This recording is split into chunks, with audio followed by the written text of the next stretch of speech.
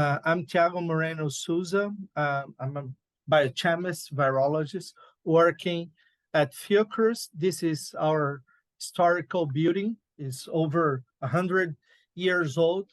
And I'll share with you today some of the studies we have been doing to fight RNA virus in Brazil.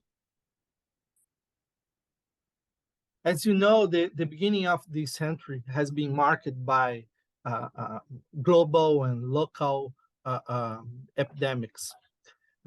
We had on 2009 the new influenza virus.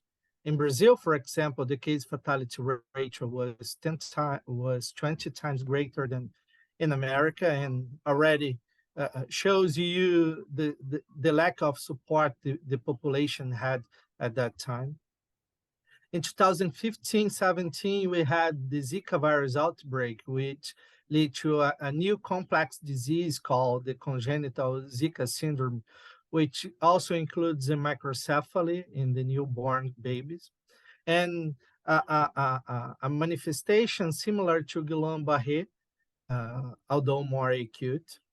The dengue virus is hyperendemic over the past 4 decades. The 4 serotypes of dengue were reintroduced in Brazil. We have 1 to 5 death ratio caused by dengue for 1,000 confirmed cases, which is pretty similar to what we have for chikungunya in Brazil, that after introduction also become hyperendemic. We had yellow fever outbreaks in the Brazilian coast due to lack of vaccination campaigns in this region of Brazil, and case fatality rate is around 30%. And more recently, as you all know, the COVID-19. I won't talk about influenza during these 30 minutes. I'll make a brief case in yellow about the arboviruses in yellow, and I'll speak in more detail about two of our research in COVID-19. With respect to the arboviruses, some of them belong to the Flaviviridae family, and among the family, the genus Flavivirus has the dengue, the yellow fever, and also the Zika virus. They are transmitted by Aedes mosquitoes, and this kind of mosquito is highly prevalent in Brazil. The interesting thing is that in the Flaviviridae family, in another genus, we also find the hepatitis C virus. And over the last decade, there were many antiviral drugs that became available to treat the hepatitis C. A special attention is called for sofosbuvir, which targets the viral protein NS5B, which is its viral RNA polymerase. Sofosbuvir is a nucleotide analog. It's a uridine with modifications at the 2' position in the sugar, and it's a prodrug nucleotide that after entering the cells and removal of the phosphate protections has to become its triphosphate to be active and inhibit the viral polymerase. And one interesting thing about the structure of the RNA polymerase from the members of the Flaviviridae family is that they share a considerable homology. So we have here in green the shared pieces between HCV, Zika, dengue, and dengue is pretty much similar to yellow fever in terms of the structure of the RNA polymerase.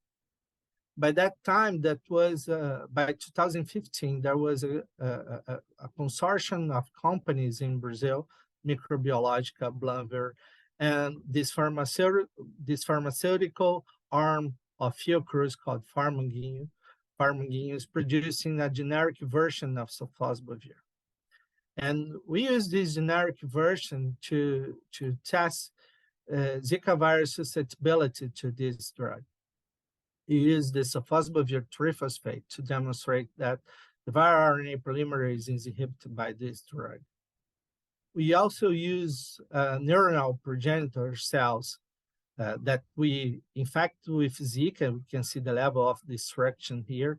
And two different suboptimal and optimal doses of sofosbuvir could prevent the destruction, the lysis caused by the virus.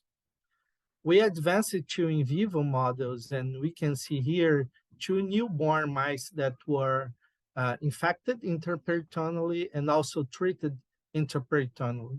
In fact, just number one mice was treated, number three was not treated. This is a test where the animal needs to get to the upright position, while the infected treated mice got it very quickly. The other animal, the untreated one, has the neurological sequela that we see in this model. There was another study where we treated Zika virus infected pregnant macaques. And you can see here, depending on the virus load, the microcephaly or the abortion, while the treated fetus from the pregnant macaque had the correct brain size. Our work provides scientific evidence to advocate for the wider use of sofosbuvir and also for more for adequate prices of this drug by the year of 2015-16. There was another study that we show that that yellow fever is also susceptible to sofosbuvir by reducing virus replication in vitro and preventing mice death. This is the AG 129 mice orally treated. And there was a time where the situation in the state of Minas Gerais in Brazil they had so many cases of yellow fever that even the Secretary of Health support the off-label compassionate use of sofosbuvir. There was also a clinical trial on sofosbuvir against yellow fever, but just an anecdotal number of patients were treated. We just talked about members of the Flaviridae family, but other positive sense RNA viruses are important as arboviruses in Brazil, such as the chikungunya virus. And the basic structure for catalysis and the active site of the two polymerases are pretty much the same. And we also demonstrate that chikungunya virus is susceptible to sofosbuvir. And I highlight here the paw edema model, in which we directly infect the paw of the animal with chikungunya. And the animals orally treated with sofosbuvir had a better shape of the paw and less inflammation. The interesting thing about chikungunya, it's a BSL level 2 in Brazil because it's hyperendemic. That's different from many countries that still need to work it at the level 3. This work has been highlighted by the New England Journal of Medicine on Journal Watch. With respect to COVID-19, we all know how tricky this disease could be. While some patients could be asymptomatic and pre-symptomatic, and others with just mild disease. Once the viral triggers the components of an unbalanced inflammatory response, disease can progress to moderate, to severe, and critical. And this has to do with a strong destruction of type 2 pneumocytes, these cuboid cells in the respiratory tract.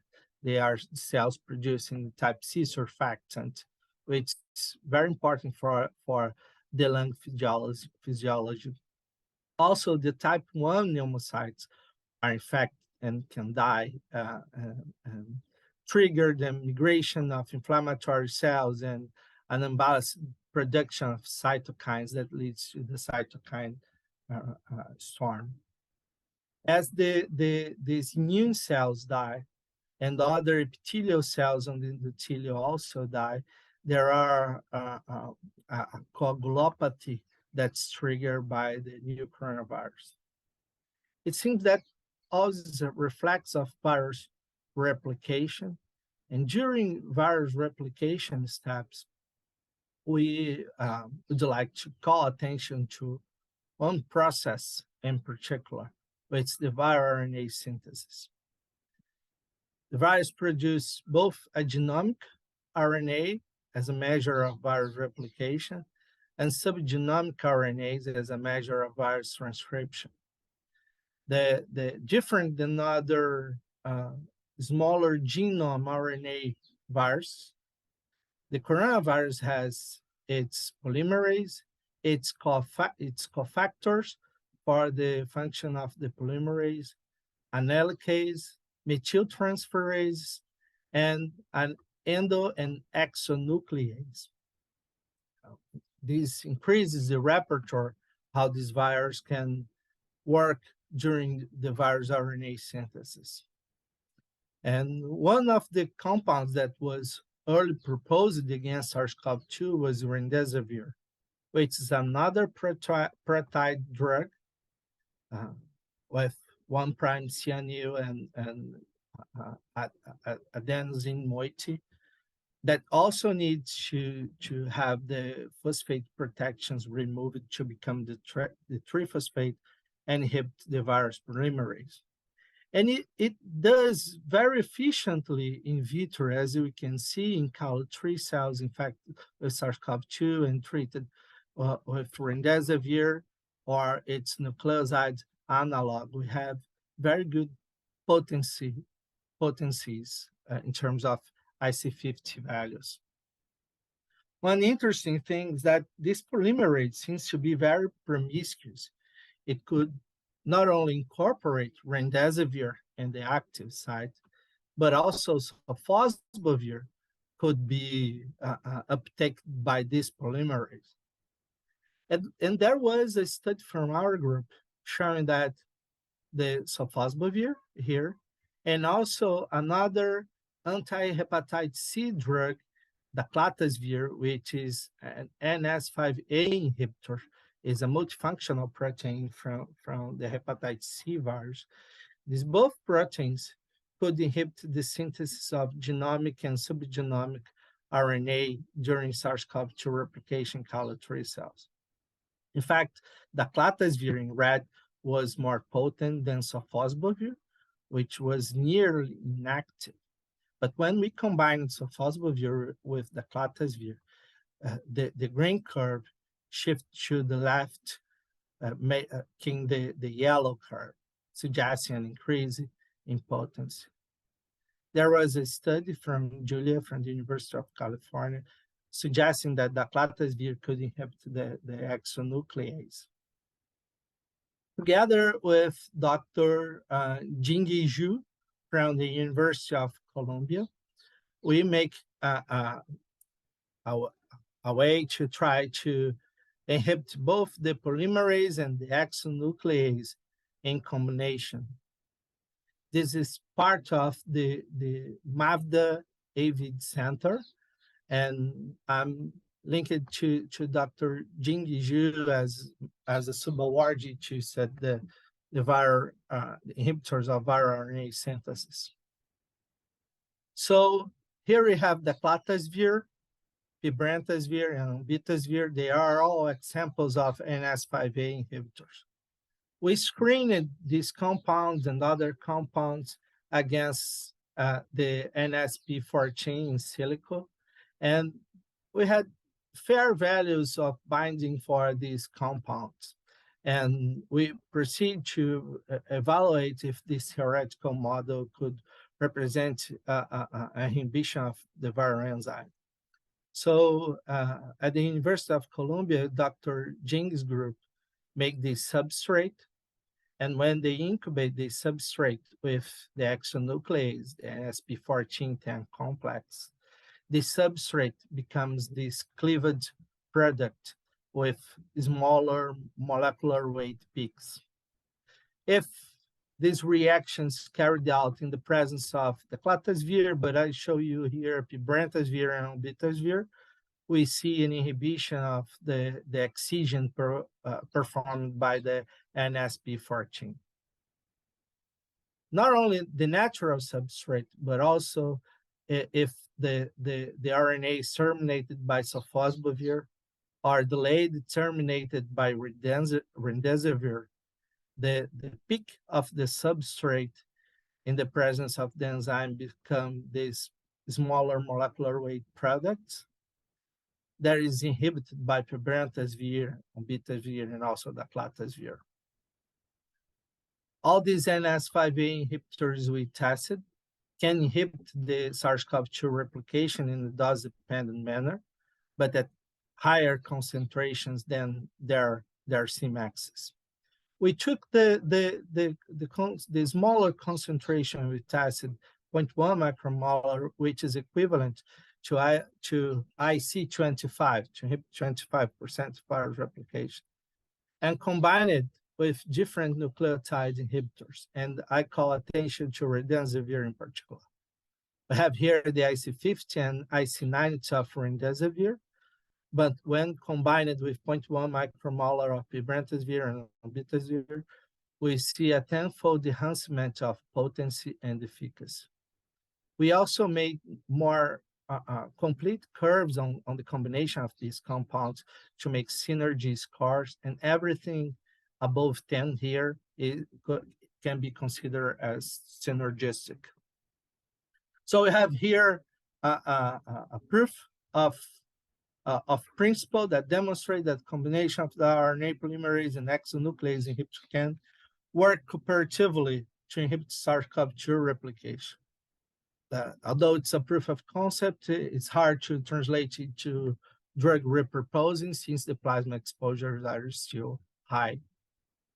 Another study that we did in Brazil with local pharmaceutical companies called Microbiologica and also a non-clinical test center called CIEMP was to evaluate the effect of kinetin that raised in our screening processes.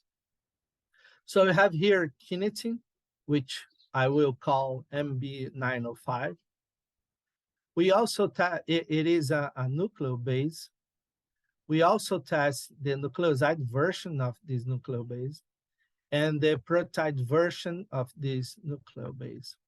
They are respectively 801 and 711. They are pretty much similar in terms of potency and efficacy against SARS-CoV-2 replication CALO3 cells. They were more potent than molnupiravir, but they were less potent than remdesivir.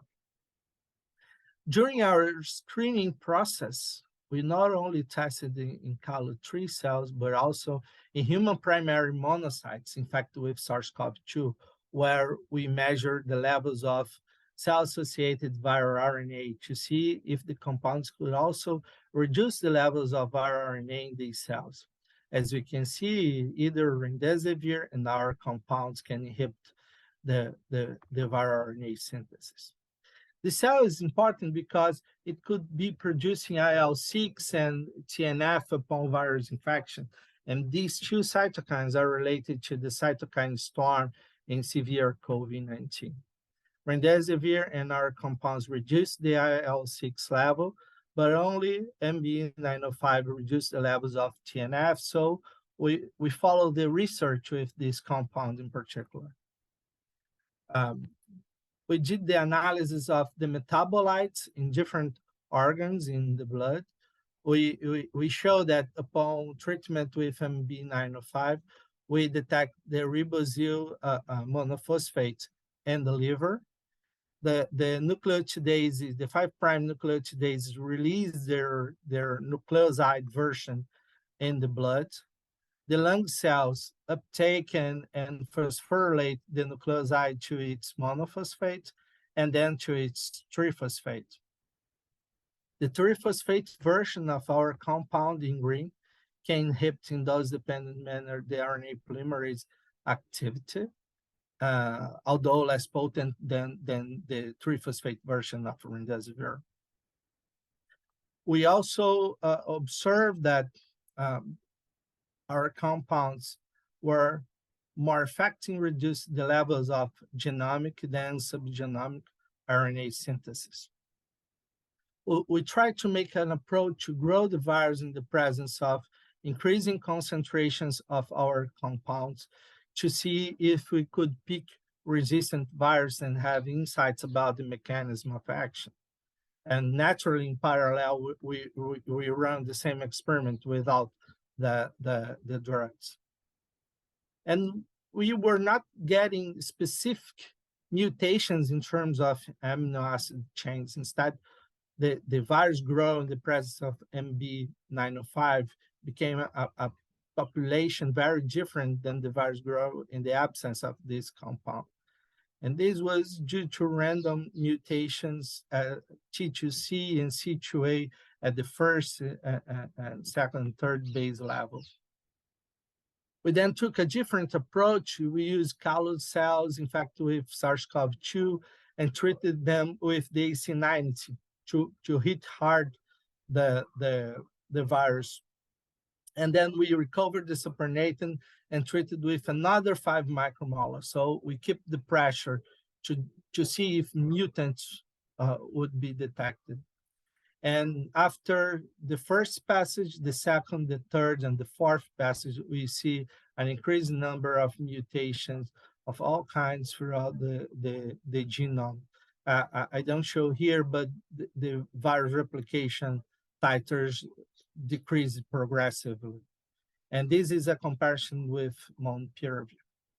Since we propose MB905 is an error-prone nucleobase, we also did the Ames test, and fortunately, it was negative at concentrations much higher than those necessary to inhibit virus replication, suggesting it's not mutagenic to the host. Our in silico analysis suggests that the N6 furfuryl moiety at the MB905 interacts in a non-canonical way with other nitrogenous bases. Since it is an error-prone nucleobase, it might be exceeded by the exonuclease, the proof-reading activity.